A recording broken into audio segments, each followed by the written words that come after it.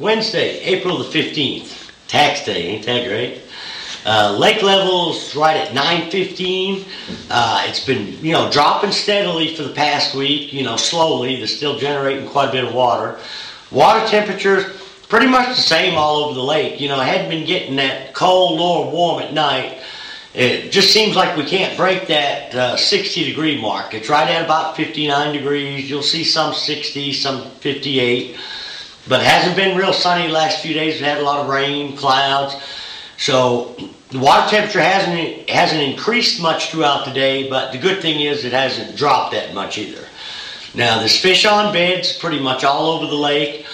And this past week, I fished from one end to the next. So the whole lake's pretty much fishing the same, I think. Doesn't seem to be one area that's any better than the next. And I've been catching fish on a variety of baits. Now, the crankbait bite, a week or so ago, I was catching a lot more quality, not as much quantity. Now it's kind of gone the other way. I'm getting a lot more numbers of fish, not near the quality that I was. A lot of them fish that were staging, was catching them in pre-spawn areas, have kind of moved back into spawn. Now, the reaction bites, like with the crankbaits, that has slowed down for me quite a bit. The thing that's working the best right now is plastics. Whether you're split shot rigging, Ned rig, football jig, just a variety of different baits. But the main thing is almost everything is shallow.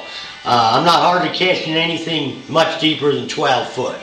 A lot of the fish out on the flats are anywhere from, as shallow as 4 feet, as deep as 8 to 10 feet. Now, when I mean flats, a lot of the places, a lot of smallmouths in Kentucky's on these big gravel flats and pockets on the main lake. And a lot of them fish will spawn out on the main lake and back in them pockets. But you can also fish in the creeks, and you don't have to key on gravel. It seems like if I get on the bigger rock, the ledge rock, or big rock mixed with gravel, I'm more apt to catch largemouths. Now, the Ned rig, you'll see I got Ned rigs all over the place. I mean, that's probably catching more fish than anything. And we've talked about it before, it's just a Cinco cut in half. But the colors that are working best for me is this PBJ, which is a Strike King Zero, or straight green pumpkin. And most of the time I'm throwing them on an 1/8 ounce, a 1/4 ounce head. Basically fishing them like we used to fish a split shot. Just throw it out on the bottom, let it go to the bottom, drag it back to the boat real slow. And all you'll feel is a little bit of pressure. Now you can still catch some fish as well on grubs, setting off these gravel points, 20, 25 feet of water casting in, also some Kitex. But my bottom bite the last 2-3 days has been a lot better than the suspended bite. And even if the fish are suspended, they will bite that Ned rig as it's falling down in the water column. Also catching a lot more fish on the pig rig, which this is a pig sticker. We call it a pig rig. It's real similar to like a Biffle hardhead. Strike King's also makes one that works real well. And what I'm fishing behind it is this is a Strike King structure bug. But we've been using a variety of different baits. We've been using a Zoom speed craw behind it. But the beaver style looking baits have been working better. We've also been throwing a Menace as well. Now it'll also work on this other rod here. You'll see I've got it rigged up on a shaky head. This is basically a football shaky head. And I'm throwing it on either 3/8 ounce or 1/2 ounce, just depending on how much wind we have that particular day.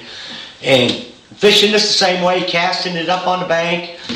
And instead of dragging it, I'm trying to keep it in contact with bottom, just keep it moving and pop it every now and then. Now, we're fishing this out on the main lake, all the way to the very backs of the pockets. So there's no area right now that you can't go in and catch fish. Because there's a lot of the fish you'll catch on these rigs, they'll be spawning. Some of them will be getting ready to spawn. Another few weeks, there'll be some of the fish that are already done spawning. Now, I talked to some guys today too and yesterday I also caught some on just a 4-inch French fry. rigged up on 6-pound line with about a 1/4 ounce split shot, and also taking a Zoom speed craw and using it instead of the centipede. It seems like the colors, you want to stay with green pumpkins, watermelons, anything that's kind of got the same color as a crawdad. And I think the crawdad baits are working the best right now. Now, what has happened as far as on my reaction bite with my crankbait, to be honest with you, I don't know. A lot of those fish that I was catching on main lake and secondary points were fish that were working their way back into the creeks. Now, I think there's still maybe more, I know there's a lot more coming in because we've got a lot of fish on beds, but nowhere near as many as we're going to have. So, and I also think there's still some fish to be caught out off of the deeper bluff ends. I'm kind of rattling on a lot of different things that are working, but that's because there is a lot of things working. We've caught some fish on topwaters the last few days, on spooks and jointed redfins, and these fish have kind of been in the same areas as well, anywhere from the main lake to as far back into creeks as you can go. We've had, like I said, rain and clouds, so it's been perfect topwater days. I've also been catching some fish on a fluke. And normally what I do with the fluke, I'll use a 3 or a 4-rod hook to give it a little bit of weight to help it cast. And then I put a little lead deal inside the bait. Let me see if I can get this one out of here. These like little pencil weights. Or you can use like a little finish nail as well. But the lead carries a little bit more weight. But this will help you cast it. And it'll also get the bait to sink down a little bit. And I'm fishing this more in the shallow areas around where I think the fish are spawning. I'm not getting a ton of bites on this yet, but the fish I am catching are a little bit better.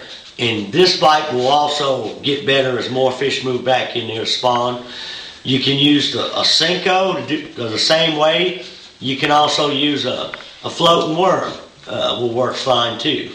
But I like to let the bait just kind of drop down out of sight, twitch it a little bit, let it drop down out of sight and work it back to the boat that way. So, fishing's really good. It's going to do, I keep saying it's going to do nothing but get better, but right now the numbers are getting better. And I didn't even mention a spinnerbait. I know there's a lot of guys catching fish on spinnerbaits with the conditions that we've had.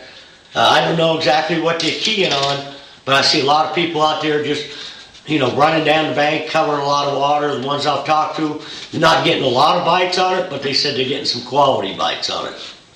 So, looks like the sun's going to come out for 2 or 3 more days. We get a few more 80, 90 degree days, then fish are really going to flock to the banks. That temperature gets up to another 3 or 4 degrees. So, it's going to be fun for the next several weeks.